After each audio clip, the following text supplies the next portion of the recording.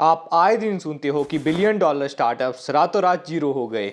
India में ये startup culture बन चुका है कि फंडिंग उठाओ, वैल्यूएशन बढ़ाओ और लॉस में बिजनेस चलाओ। ये एक बबल है जो कभी भी बस्ट हो सकता है।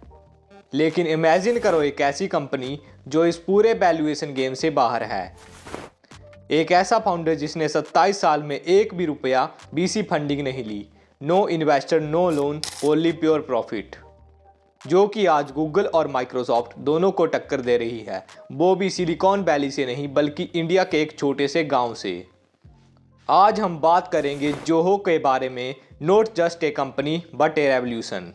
लेकिन सवाल ये है, is this the only way to build a sustainable business, या सिरदर्द बैम्बू कुछ ऐसी चीज जानते हैं जो कि बाकी दुनिया इग्नोर कर रही है। Let's decode the genius behind the smartest unknown billionaire of India. कहानी शुरू होती है 1996 से। Sridhar Vembu an IIT graduate was in Silicon Valley. उस वक्त the ordinary world was job करो, डॉलर कमाओ और सेटल हो जाओ। पर श्रीधर बैम्बू ने इस ऑर्डिनरी वर्ल्ड को रिफ्यूज़ कर दिया।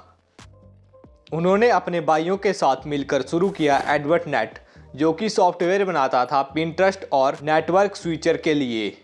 Business was booming. 1996 से 2000 तक सेल्स स्काईरॉकेट हो गई थी, पैसा पानी की तरह आ रहा था। वेट, आप सोच रहे होंगे ये तो बोरिंग है, हीरो सक्सेसफुल हो गया, स्टोरी एंड, बट पिक्चर अभी बाकी है।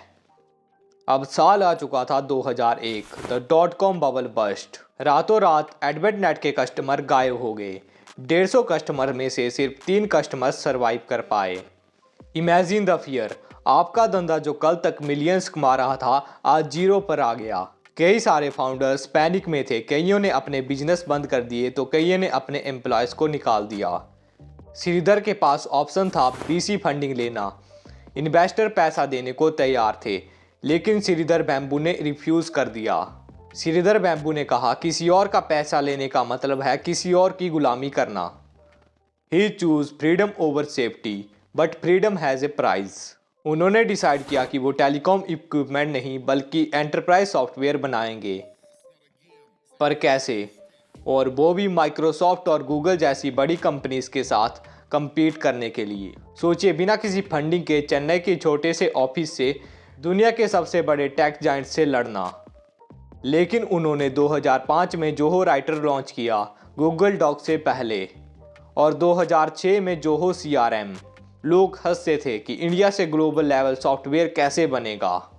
बट जोहो के पास एक वेपन था, और वो वेपन टेक्नोलॉजी नहीं, वो वेपन था ह्यूमन कैपिटल। आपने जोहो स्कूल ऑफ लर्निंग का नाम सुना होगा। Generally companies hire employees from IITs and IIMs, right? High salary, high ego. Sridhar Vembu ने ये पैटर्न ब्रेक कर दिया। He ban to 12th grade dropouts, diploma holders और स्टूडेंट जिनको सोसाइटी ने रिजेक्ट कर दिया था। He said, give me your time, I will teach you code. आज जोहो के 15% इंजीनियर के पास कोई डिग्री नहीं है। यही है डिस्ट्रप्शन। वहीं दूसरी companies millions of dollar marketing में खर्च कर देती है। जोहो ने अपना मनी स्पेंड किया प्रोडक्ट और पीपल पर। जब सेल्स फोर्स $100 खर्च कर रही थी $1 कमाने के लिए, वहीं जोहो $1 खर्च रहा था। This is called value investing in business operations.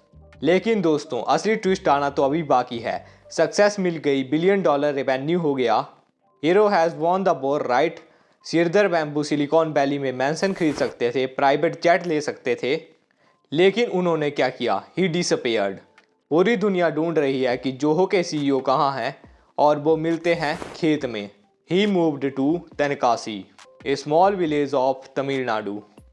क्योंकि उनका विजन सिर्फ सॉफ्टवेयर बनाना नहीं, उनका विजन था ट्रांसनेशनल लोकलिज्म, मतलब global level salary but living in village. लोग डरते हैं विलेज में ऑफिस खोलने से, टैलेंट नहीं मिलेगा, इंटरनेट नहीं चलेगा, लेकिन श्रीधर बैम्बू ने सारे मिथ्स को तोड़ दिया। आज तेनकासी ऑफिस में हजारों लोग काम करते हैं। वो अपने पेरेंट्स के साथ रहते हैं, पोल्यूशन फ्री हवा में जीते हैं और ग्लोबल लेवल सॉफ्टवेयर्स बनाते हैं। सोचिए, अगर हर कंपनी ये मॉडल कॉपी कर ले तो क्या दिल्ली और बेंगलोर का पोल्यूशन और ट्रैफिक प्रॉब्लम सॉल्व होगी या नहीं? क्या हमारे गांव फिर से अमीर नहीं हो जाएंगे? This is not just business strategy, this is nation building. लेकिन इसका मतलब ये नहीं है कि सब कुछ परफेक्ट है।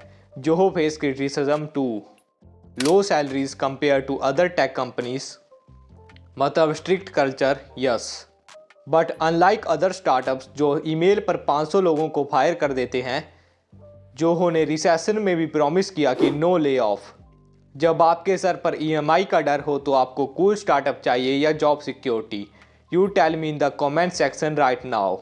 श्रीधर बैम्बू और जोहो से हमें 3 क्रिटिकल लेसन सीखने को मिलते हैं जो कि हर यंग इंडियंस को सीखने चाहिए। Freedom is ultimate wealth. Investor का पैसा स्वीट लग सकता है but it comes with chain. Bootstrapping is hard but you on your destiny. Second, talent is everywhere. Degree is just a piece of paper. Skill is the real currency. Third, go back to your roots. Success का मतलब New York या London नहीं है। Success is when you can build a global level empire sitting in your hometown. Zoho की story हमें ये बताती है कि इंडिया को सुपर पावर बनने के लिए सिलिकॉन वैली की कॉपी करने की ज़रूरत नहीं है। We have our own model, तो जोहो मॉडल। तो अगर आपको लगता है कि जोहो का रूरल मॉडल इंडिया का फ्यूचर बदल सकता है तो वीडियो को लाइक और शेयर कर दो, और ऐसी ही और वीडियोस देखने के लिए चैनल को भी सब्सक्राइब कर देना। तो this is the story of Zoho. अब मिलते हैं अगली ही ऐसी किसी वीडियो में, तब तक के लिए बाय बाय।